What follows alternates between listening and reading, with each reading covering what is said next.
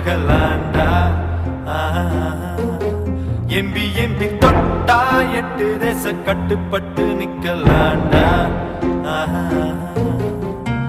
அடிச்சா வச்ச குறி சிக்கணுமையோ, குடிச்சா சமுத்திரம் மாட்டணுமையோ, நினைச்சா நினைச்சது நடக்க